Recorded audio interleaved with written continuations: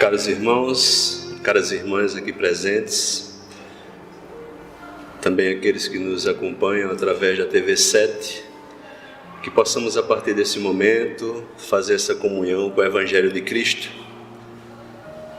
e buscar, através do consolo da doutrina espírita, um pouco de refrigério para os nossos contextos, para as nossas vivências, de certa feita até doloridas, que não compreendemos. O que me trouxe a doutrina espírita com maior ênfase foi a curiosidade. Justamente a curiosidade acerca da morte. Eu não conseguia, depois do falecimento da minha mãe, ter uma concepção de morte. E o que tinha posto para eu até então, naquela época, acerca da morte, deixava uma lacuna muito grande. Eu pensava assim: se fosse um homem de bem, teria morrido. Nessa perspectiva que ainda temos de que o mal se sobrepõe e acontece mais coisas ruins com as pessoas boas, porque eu julgava. A minha mãe, ela não era um anjo, consequentemente ela não poderia ser alçada ao paraíso, mas ela também não era uma pessoa tão má que fosse condenada ao fogo eterno. E a individualidade e as coisas que ela construiu nessa caminhada, nessa fatia de caminhada de vida que nós chamamos de vida, porque na verdadeira vida, a espiritual, abre-se os horizontes e a gente sai dessa nossa fatia que tanto valorizamos, até equivocadamente. Quando nós pensamos em previdência e estamos aqui na Terra, nós traçamos objetivos muito curtos. Nós pensamos em angariar fundos para, no máximo, ter uma velhice tranquila. E aí a gente esquece de alongar esse olhar para depois do descortinar do túmulo. Porque um dia acontecerá conosco, e aí nós vamos descobrir que a verdadeira vida se apresenta com toda a intensidade possível, numa amplitude talvez inimaginável, onde nos encontraremos como indivíduos, onde reencontraremos aqueles que ficaram pelo caminho. Eu conversava com uma pessoa ainda hoje que me dizia que ficar velho é acumular perdas. E eu fiquei pensando e tentando convencê-la que o ponto de vista dela talvez esteja equivocado. Porque nós pensamos assim se a gente fatiar essa vida do berço ao túmulo. Porque pode ser que nesse caminhar tenhamos perdas. Mas aí nós pensamos na justiça de Deus, na representatividade dessa justiça mostrada a nós outros pela presença carnal do Cristo na terra, que veio mostrar-nos que Deus é amor, que há uma finalidade em tudo que acontece, que a justiça dele nos alcança individualmente, que nela há aquilo que agrava, mas também aquilo que alivia, de acordo com as nossas vivências, de acordo com os nossos entendimentos, de acordo com as nossas necessidades. E aí mais uma reflexão acerca da própria vida terrena. Quais são as nossas necessidades? No mundo contemporâneo a gente cria várias, porque eu não me consolo eu não me contenho com o celular da época, assim que lançar o próximo. E aí para mim aquilo se torna necessidade. E talvez na verdade não seja. Como é que eu entendo? O que acontece de grave comigo? Como é que eu vejo as perdas? E quando passa o momento da crise, que eu olho para trás, eu entendo a necessidade daquele acontecimento, porque muitas das vezes o acontecimento é para nos mobilizar em uma direção, é para nos impulsionar a deixar aquilo para trás, porque está estagnado, nós não estamos mais evoluindo. E nessa impulsão, às vezes, ativada pela ferramenta dor, nós desenvolvemos a fé necessária para prosseguir um pouco mais, a perseverança para buscar o entendimento, para ver as verdades. Conta uma história que Jesus andava no mundo, à época, com Pedro, e ele andou aqui pelos sertões nordestinos, mais especialmente aqui no sertão paraibano, e encontrou uma família muito pobre. As crianças sem roupa, sem vestimenta, passando necessidade, sujinhas, coitadas. Os pais trabalhando de sol a sol com as mãos calejadas, sem nada plantar, sem nada colher, esperando que viesse o inverno. E de alento só tinha uma vaquinha que dava o leite diário para que aquelas crianças e os pais pudessem se alimentar. E Jesus, com a sua sabedoria, chegou e disse: Pedro, empurra a vaca pirambeira abaixo, no meio da serra, para que ela não sobreviva.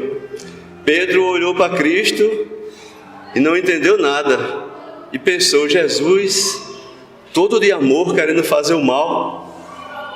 E Jesus fala: Pedro, segue, cumpra a minha determinação. E Pedro assim o fez, e ambos continuaram a sua jornada. Obviamente Pedro, que tinha essa perspectiva de indagador, não se conteve no entendimento de tirar a única coisa que aquela família tinha. Tempos se passaram e Cristo falou: vamos voltar lá para ver como é que está a família sertaneja. E voltaram. E aí, eis que houve um fato interessante. Tinha poços, tinha verdura, tinha cerca delimitando, tinha um certo rebanho, que tinha não só uma vaquinha, mas algumas vacas, alguns bodes, algumas cabras, alguns porcos. A casa tinha sido reformada, as crianças já estavam maiorzinhas, bem vestidas, até estudando. E aí Pedro olhou para Cristo e ele falou: aí está a tua resposta. Era necessário que ele tirasse aquela muleta psicológica, aquilo que apoiava aquela família a ficar estagnada, aquilo que naquele momento parecia um grande desastre, uma grande perda. Pela justiça divina, era algo muito mais profundo, era o impulsionamento para que eles buscassem e desenvolvessem aquilo que nós temos no nosso íntimo. Todos nós temos isso no nosso íntimo, a possibilidade de crescer, a possibilidade de fazer, a possibilidade de realizações, a perspectiva de desenvolver a fé em nós mesmos, no mundo, em Deus. É assim que se apresenta o sofrimento para nós outros, muitas vezes, nessa nossa jornada. De início como algo grave, mas depois, quando a gente abrir mais nossa perspectiva, entenderemos que era necessário para que se cumprisse um ciclo, para que nós nos impulsionássemos na realização, para que nós nos comprometêssemos mais com a nossa própria evolução, para que nós pudéssemos, talvez, abrir a nossa perspectiva para a verdadeira vida, para o horizonte que se descortina na nossa frente, e que para nós outros agora não é só o palpável, não é só o material, para que nós possamos desenvolver um olhar de entendimento para com o outro, buscando enxergar nos olhos a necessidade deste, para que nós possamos cultivar os nossos amores e mais, para que nós possamos entender que os nossos amores, assim como nós, continuarão. E talvez aqui nós tenhamos que dar um adeus,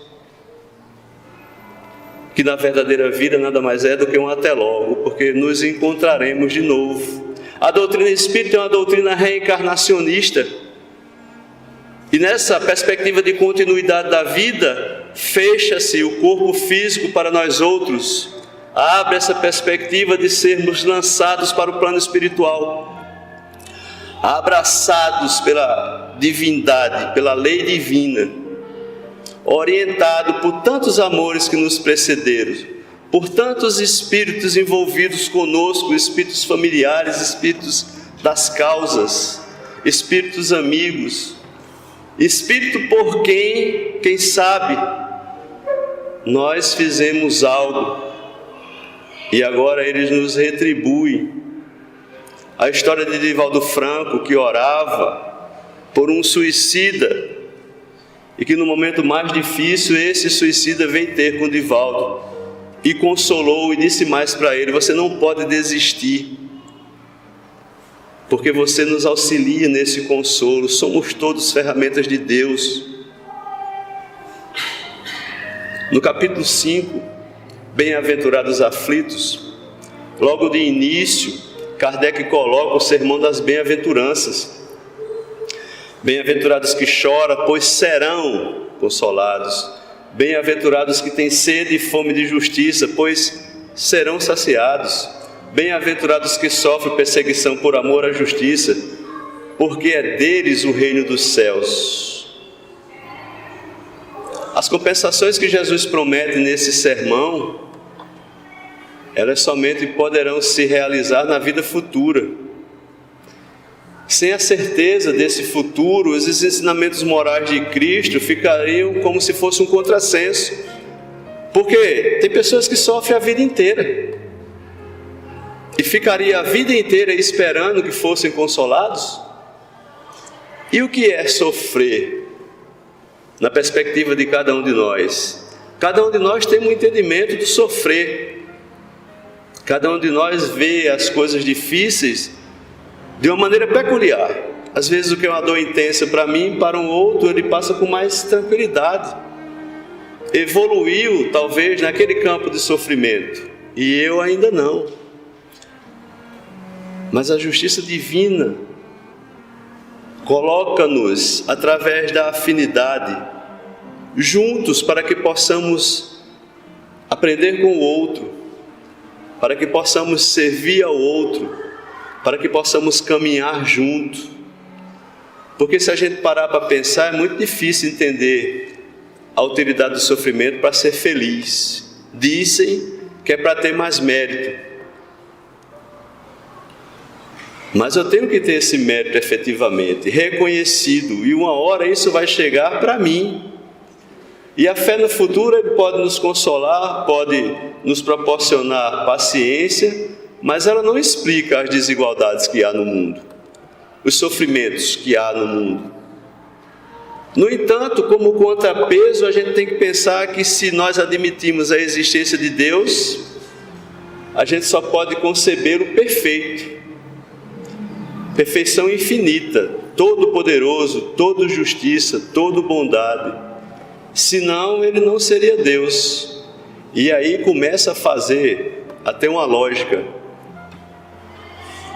o que nós passamos, o que nós sofremos, aquilo que chega de dor para nós outros. Nessa projeção do porvir. Porque se há males que pelo menos na aparência são-nos completamente estranhos, isso é sinal que se não tem uma causa atual, essa causa é anterior. E aí mais uma vez a perspectiva de vida continuada aparece. Porque se eu não estou pagando por nada que eu fiz aqui agora, e eu estou sofrendo, e há uma justiça de Deus perfeita, eu devo estar me regenerando com algo do passado.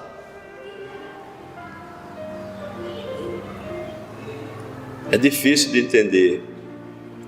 As crianças que morrem pequeninas ainda e que não conheceram a vida e não tem nenhum mérito para ir para um lugar bom e para um lugar ruim,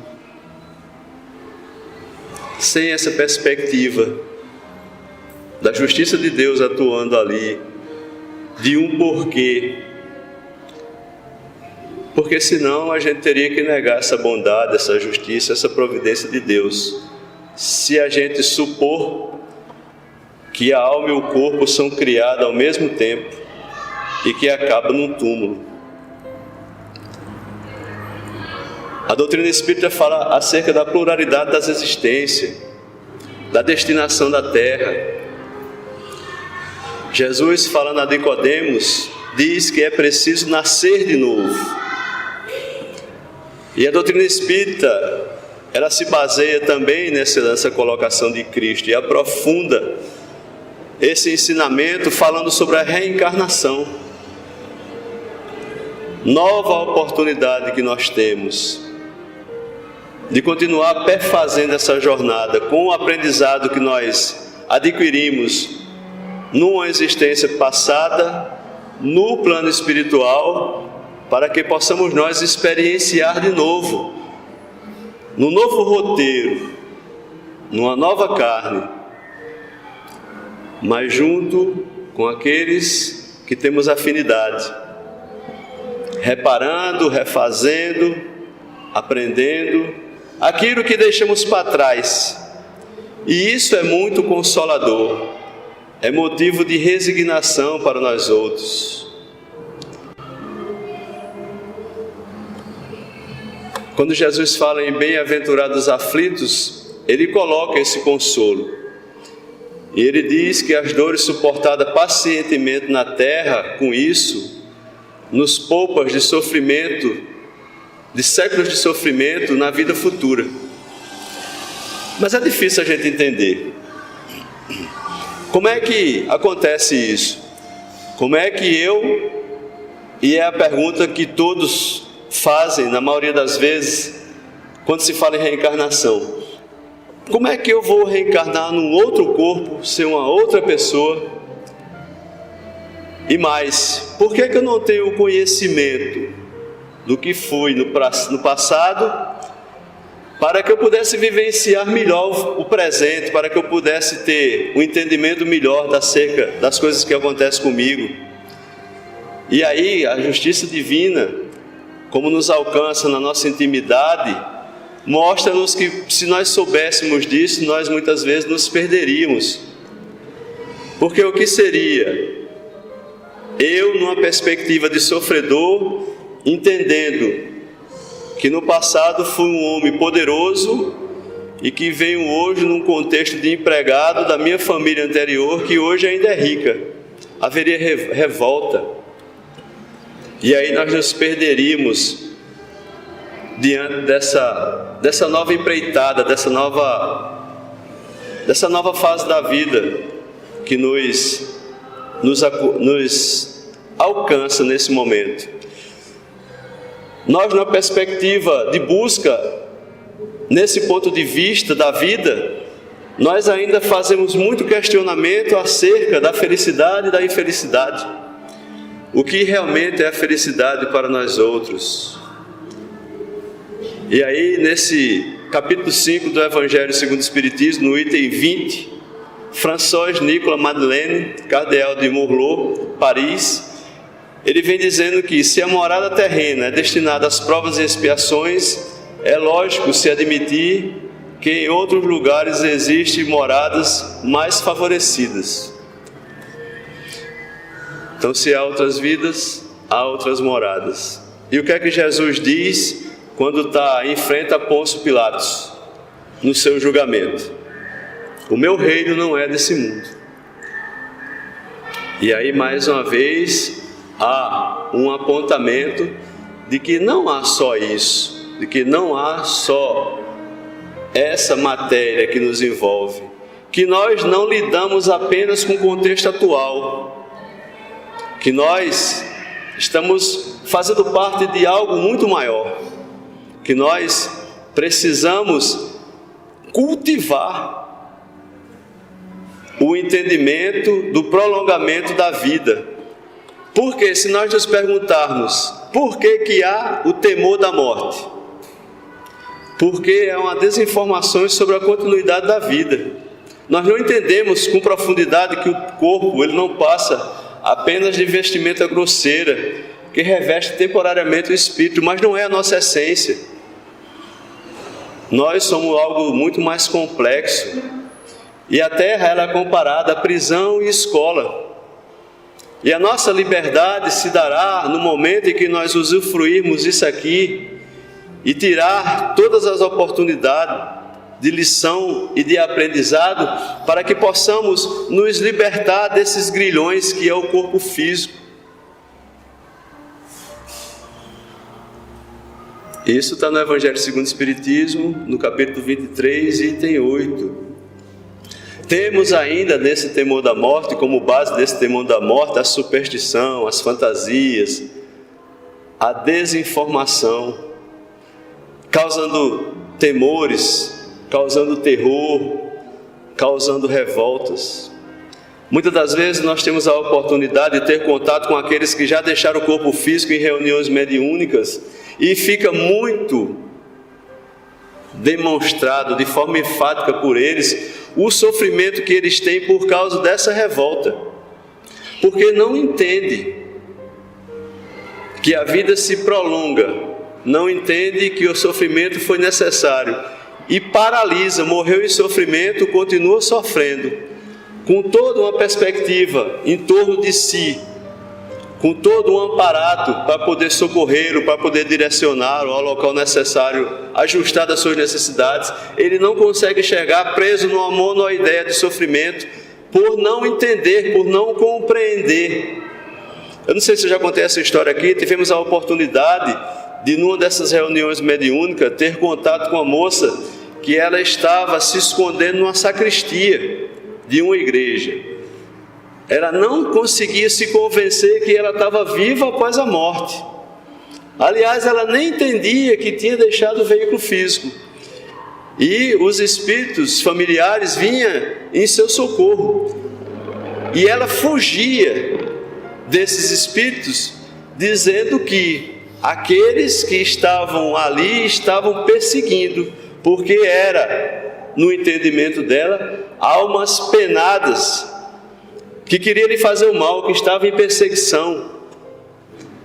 Veja só, a nossa perspectiva, como nós construímos o entendimento, como nós forjamos isso tão forte dentro de nós outros, que é difícil mudar a perspectiva, é difícil nós nos desvestirmos das ideias pré-concebidas e abrir os nossos olhos, abrir a nossa mente, abrir o nosso coração a um novo entendimento, com profundidade, não menosprezando o que chegou para nós outros até hoje em forma de conhecimento. Não é puro e simplesmente substituir, porque Jesus disse que veio dar complemento à lei. É buscar internalizar isso, refletir sobre isso. Não é necessário que concordemos, obviamente. Num contato primeiro, a gente não acredita que há vida após a morte, e depois de uma palestra a gente vai sair convicto disso. Não, mas que possa abrir nas nossas mentes, no nosso entendimento, essa curiosidade. E quem sou eu? Por que se dá assim a minha vida? O que é que vai acontecer comigo nesse prolongamento, depois da morte? Eu acho a palavra finado muito enfática, uma coisa que teve fim. Enquanto indivíduos, eu acho que é muito pesada. E o temor da morte, ele está baseado, está relacionado principalmente em dois fatores.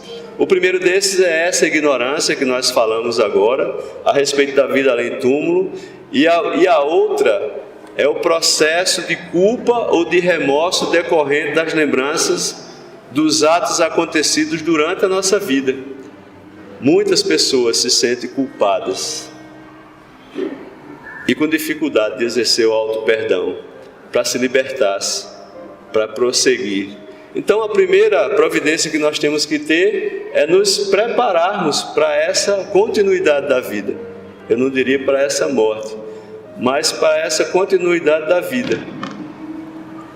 Aprendendo a nos libertarmos dessa opressão das influências materiais, porque tudo que é material é de caráter transitório. Nós muitas vezes nos apegamos ao excesso, aquelas coisas excessivas, as repetições, os toques, as ansiedades, as doenças de cunho psicológico, as depressões, que de certa forma nos oprime, nos constrange à tristeza, porque ainda não temos o entendimento que tudo é uma fase, e como diz a canção, tudo passará. Depende do tempo, agora o tempo é relativo. Conta uma história que um turista americano no século passado foi até o Cairo, no Egito, foi visitar um famoso rabino, e ele ficou muito surpreso, que esse rabino era tido como sábio, e no quarto onde ele morava tinha apenas livros. Era um quarto bem simples, mas tinha muitos livros, e as únicas duas peças que tinha de mobília eram a cadeira e uma pequena mesa. E o turista perguntou para o sábio: onde é que estão os seus móveis? E o sábio retrucou, o rabino retrucou para o turista: e os seus estão aonde? E o turista achou graça daquilo, sorriu e disse: ora, mas eu estou aqui de passagem. E o rabino respondeu: eu também estou aqui de passagem. A vida terrena é só uma passagem. E nós, muitas das vezes, vivemos aqui como fôssemos viver eternamente, nessa preocupação de amontoar coisas. Casa no campo, casa na cidade, casa na praia, casa no exterior, vários tipos de carro, de cor, marca, potência, diferentes, para diversas ocasiões, inúmeras roupas. Tem um fato interessante, uma historieta interessante com Chico Xavier, é que ele tinha 2 terninhos, e ele pendurou um dos terninhos para lavar, e passou um ladrão e levou a calça. E Chico entrou em desespero, entre aspas. E apareceu Emmanuel com aquele jeito bondoso dele, e disse: a gente está chorando por quê, Chico? Está reclamando de quê? Disse: olha, eu só tenho 2 terninhos, o ladrão passou e acabou de levar minha calça. Aí Emmanuel disse: Chico, quantos corpos você tem? Aí Chico: apenas um. Aí no insight, correu para o varal, pegou a parte de cima do terninho e saiu procurando o ladrão para doar a parte de cima, para que ele completasse o terninho também. É um desprendimento muito grande. É o entender do que realmente é necessário para cada um de nós. Tudo isso faz parte da vida material, é necessário para nos manter, para que possamos gozar de relativa segurança. Mas a juntar tantas coisas, utilizando um enorme trabalho, um enorme e constante trabalho, sem nos preocuparmos com a vida do espírito. Isso é mais para o universo masculino. Tem uns conhecidos que eles ficam guardando as coisas, pode ser que um dia ele precise. Aí vai andando na rua, acha uma mola velha no chão, ele bota no bolso, leva para casa e guarda, pode ser que precise. Quebra-se uma impressora, ele guarda as peças da impressora num cantinho lá no armário e compra uma impressora nova e deixa as peças lá. Pode ser que um dia aquela impressora nova quebre e as peças da impressora velha possam consertar a nova. Não é assim que acontece, não vale nada. E ai daquele que tirar a molinha e jogar fora, a pecinha e jogar fora. Mulher, tu viu a molinha que eu guardei com tanto esmero daqui? Joguei fora. Não pode ser que eu precise um dia. É material, é pequeno. não faz parte da nossa bagagem espiritual, não faz parte do tesouro que Jesus nos orienta para que possamos angariar os tesouros espirituais. E nós afirmamos, na maioria das vezes, que não temos tempo para orar, que não temos tempo para ler, que não temos tempo para estudar a respeito do mundo espiritual, a respeito do porquê nascemos, do porquê vivemos. Muitas das vezes nós nos preocupamos com os nossos filhos, com as notas escolares, com seus desempenhos nos esportes, com as artes que eles praticam, mas às vezes esquecemos de enfatizar naquele espírito a ideia da continuidade da vida. É fundamental que nós possamos desenvolver desde a infância o aprendizado de ordem moral, capaz de desenvolver na gente a dignidade espiritual, refletida dos nossos atos cotidianos, independente da nossa convicção religiosa ou da forma que nós fomos educados. Os espíritos presos às paixões inferiores, eles sofrem com o desvencilhar da morte do corpo. Para eles é uma perda irreparável, diferente daquilo que acontece com os espíritos que durante a existência física deixou de se conduzir por uma vida mais simples. Ele conseguiu se robustecer moralmente. Aquele que não desenvolveu ganâncias, ambições exageradas, aquele que desenvolveu as virtudes, que combateu as imperfeições, que praticou a caridade, que promoveu o bem. Porque você quer morrer bem, viva bem.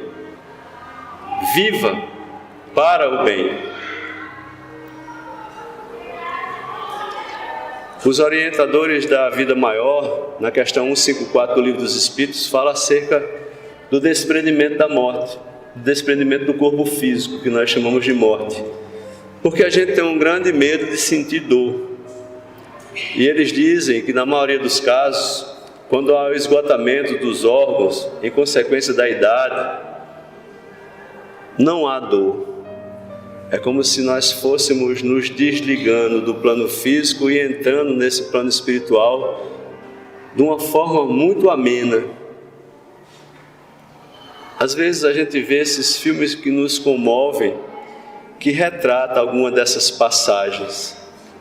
Aquele que está se despedindo da vida física chega até a dizer para quem está encarnado: olha, fulano, teu pai, a tua mãe, está aqui e eles vieram me buscar. É mais ou menos assim, desde que haja essa nossa preparação, esse nosso entendimento. É assim que se faz, é assim que se dá. No desligamento do corpo, da alma, do espírito, do corpo, na questão 155 do Livro dos Espíritos, eles respondem que a alma se desprende gradualmente. Ela não escapa como se fosse um pássaro cativo, que de repente abrir a gaiola e ela sai desabalada da carreira, desabalado do voo, desculpa. Os laços, eles se desatam, eles não se quebram. Sabe, falar de vida, falar de morte, falar de continuidade de vida, falar desse entendimento, falar dessa busca, às vezes é muito difícil a gente comentar, principalmente para aquelas criaturas que estão nesse momento doloridas com um acontecimento desse porte.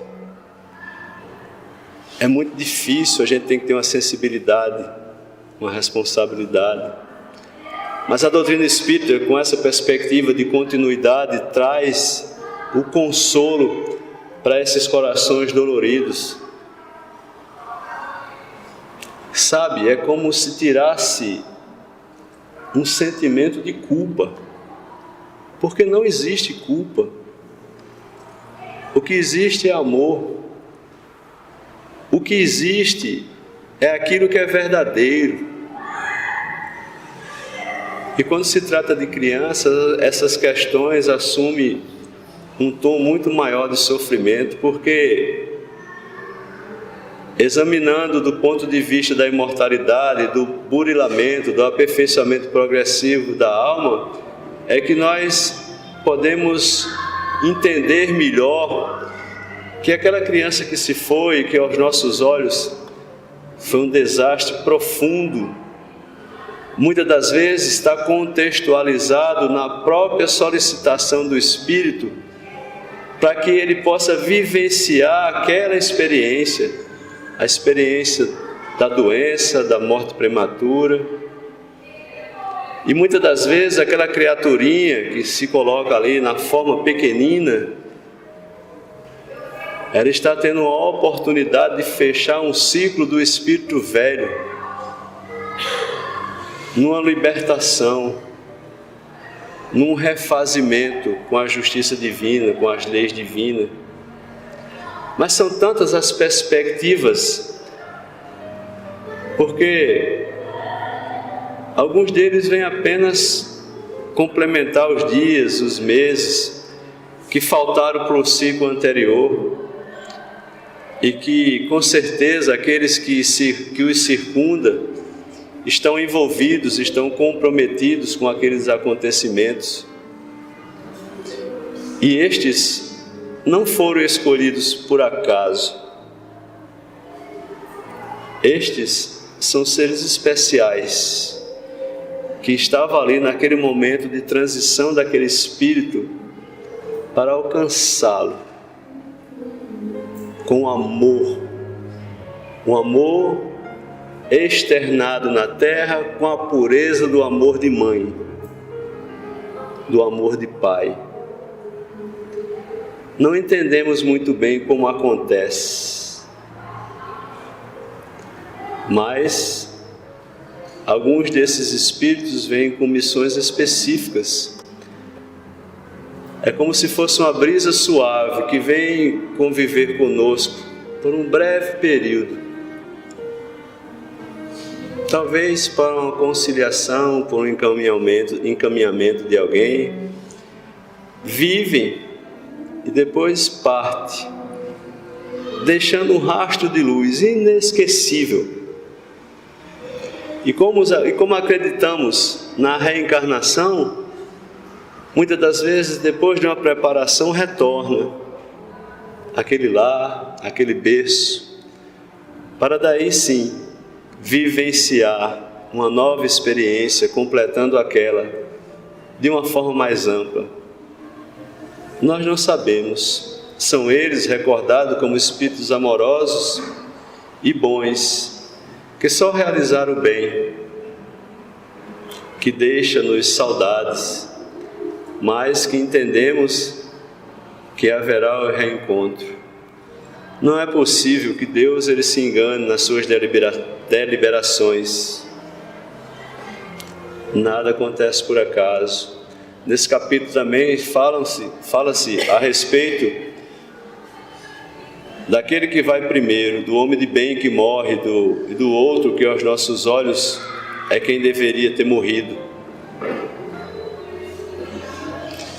E a gente fica pensando, será que é só os homens de bem que morrem? E numa reflexão mais profunda a gente entende que não é bem assim. Às vezes aqueles equivocados também morrem. Vemos aí um percentual da juventude que se deixa abraçar pela droga, entra pelo caminho errado e termina deixando o veículo físico pelas imprudências, através dos acidentes. Mas quando a pessoa é do nosso convívio mais afetivo, normalmente nós os vemos como melhores do mundo, sem defeito algum. E quando eles passam por lado de lá, nós achamos que eles foram muito cedo. É a justiça de Deus se fazendo operar ali também. Vemos, graças a Deus, homens de bem e mulheres de bem que prolongam a sua vida. Chico Xavier desencarnou aos 92 anos, serviu a humanidade através da sua mediunidade, alcançou os corações dos pais que se separavam dos seus filhos na perspectiva do prolongamento da vida através das cartas endereçadas a estes pais que sofriam. E na maioria das vezes os filhos faziam essa carta consolando os pais. Madre Teresa de Calcutá morreu aos 87 anos, desde a juventude que ela trabalhava nas causas de caridade pelo mundo afora. Nós temos nosso Divaldo Franco aos 92 anos, trabalhando aí ainda, fazendo palestra, trabalhando na Mansão do Caminho. Para que a gente possa finalizar, eu trouxe algumas colocações do livro Cartas e Crônicas, ditada pelo espírito de Irmão X, que é o escritor Humberto de Campos, intitulado Treino para a Morte. Ele diz que é extremamente difícil nós treinarmos para essa passagem, nessa perspectiva que nós temos, que seria uma morte. Ele fala que as religiões, elas deveriam orientar as realizações do espírito como a ciência dirige os assuntos pertinentes às coisas materiais. Mas ele coloca: entretanto, as religiões até certo ponto permanecem ligadas ao superficialismo do sacerdócio, sem se aprofundar nas coisas da alma. Quando ele foi consultado acerca desse treino para a morte, já fazia 20 anos que ele tinha desencarnado. E ele dizia que se encontrava no plano material ainda como se fosse um selvagem, que de repente era alçado a uma instituição de ensino muito avançado. E ele alerta que ele se reporta acerca desse assunto do seu próprio ponto de vista, com as deficiências de um selvagem surpreendido junto à coroa da realização. E eu achei muito interessante as colocações dele nesse treino para a morte que ele enfatiza, porque é o entendimento e a vivência dele com os espíritos que estão ali, convivendo com ele, naquelas instituições, naqueles parâmetros nos parâmetros do além-túmulo. Ele diz que a gente poderia começar a treinar para a morte, renovando os nossos costumes nos nossos pratos de cada dia. Achei interessante isso, porque já faz tempo que ele escreveu, né? E está tão atual.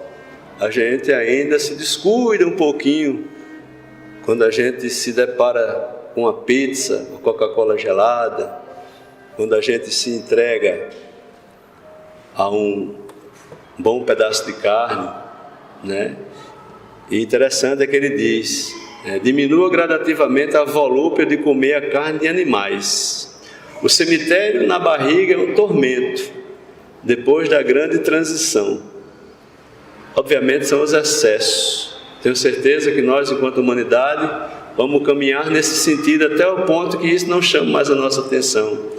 Ele fala a respeito dos excitantes largamente ingeridos, que constitui outra perigosa obsessão.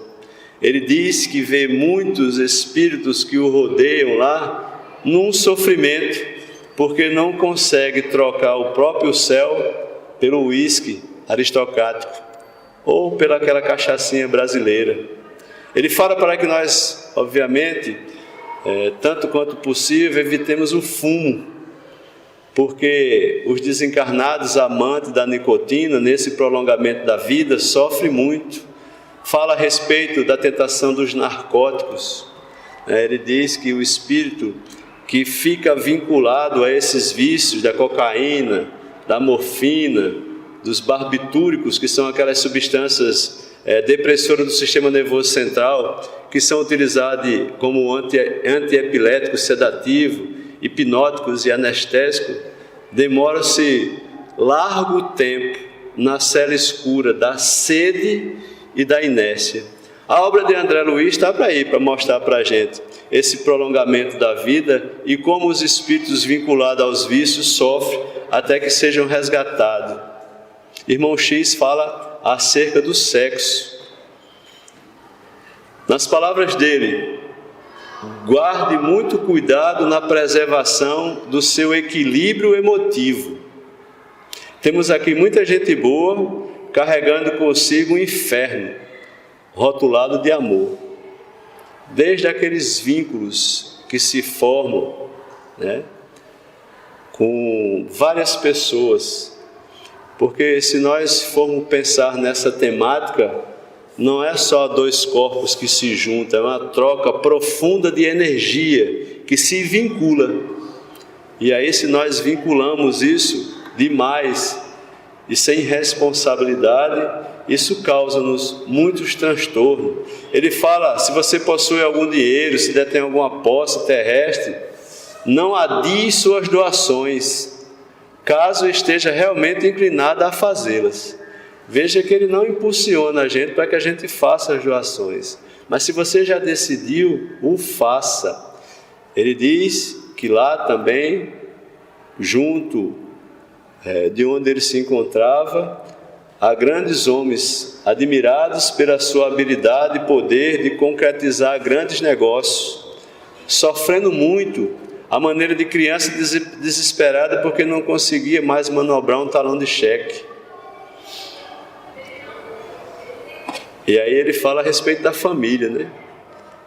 Observe cautela com testamentos. Às vezes as doenças fulminatórias chegam de assalto e se sua papelada não estiver em ordem, você padecerá de humilhações através de tribunais e cartórios. Grandes riquezas que não estão direcionadas a quem de direito, e que os filhos começam a se digladiar pelas coisas materiais. Quem trabalha com previdência, quem tem a oportunidade de trabalhar com previdência, quem trabalha na área jurídica, às vezes fica estarrecido, o corpo nem esfriou, e os herdeiros brigando para ver com quem fica com a maior parte. Imagina o sofrimento daquele que não entende essa continuidade da vida, acompanhando esses acontecimentos. Viva de acordo com os preceitos religiosos que abraça. Ele fala que é horrível a responsabilidade moral de quem já conhece o caminho sem se equilibrar dentro dele. Jesus fala, a cada um segundo as suas obras.